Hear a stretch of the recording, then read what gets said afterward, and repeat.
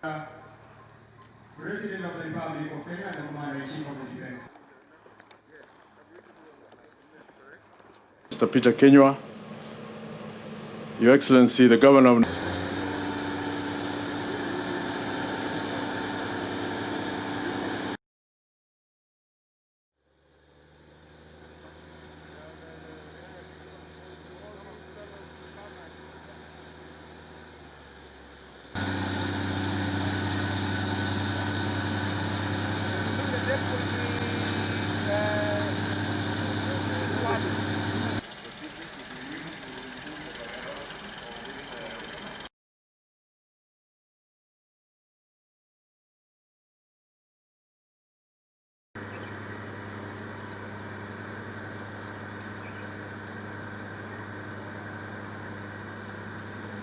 Your Excellency, welcome to the 46th anniversary of the World Arboretum. With your permission, sir, allow me to invite... Tobiko is leading us today in that we would be in Turkana, but because of the COVID situation, all of us... Engineer Michael Dwitter, Chief Conservator of Forests. on the quality of our natural environment, which society must nurture and look after. The Board of Kenya Forest Service, led by their chair. agreement that will give an opportunity for the community and the... I also would like to underline that in this difficult time of the COVID crisis, the European Union, together with the European Investment Bank, has put together a very significant emergency response package to support Kenya, some €300 million.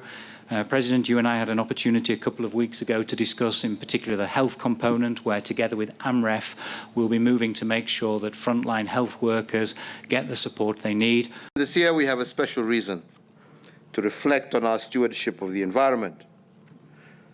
From the dawn of this new year, our world has been engulfed by the coronavirus pandemic. Regionally, we have also had locust invasions, floods, all which have caused us pain and left scars to many, reminding us of the sheer power of nature. There should be no doubt at all in anyone's mind that there is no one single country that can solve these problems alone. But as a country, as Kenya, we can take pride in doing our part. And what is our part? That must be to leave no room for doubt about our commitment to preserve the biodiversity that we as a country have already enshrined in our Constitution, statute laws, and government policies.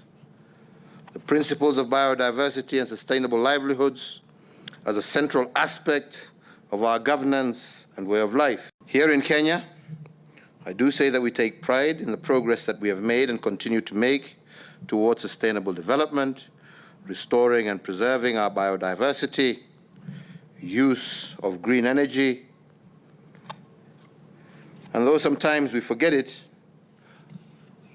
I always try to remind people that we are inheritors of the most beautiful country, a country whose heritage and splendor is of envy to many. We are one of the most biodiverse countries in the world, and indeed in recognition of these riches, I do believe this is why the late Wangari Mathai, our Nobel Peace Laureate, chose to celebrate our environment and to dedicate her life to protecting it.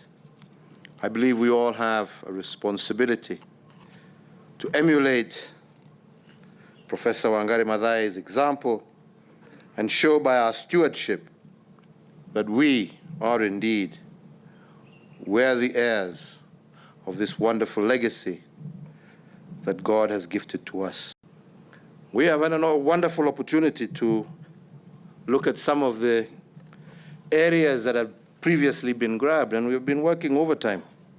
We are expanding the green areas in Nairobi, working with forestry and other people Michuki Park here, that's another 90 acres of park and trees and forest that we want to add.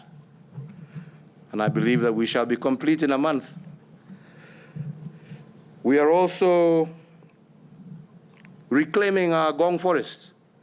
And we have said that we're going to reclaim our Gong forest, and we're going to start the process of fencing it and ensuring that that also is available, not only for present, but for future generations. So, hiyo pia tunarudisha.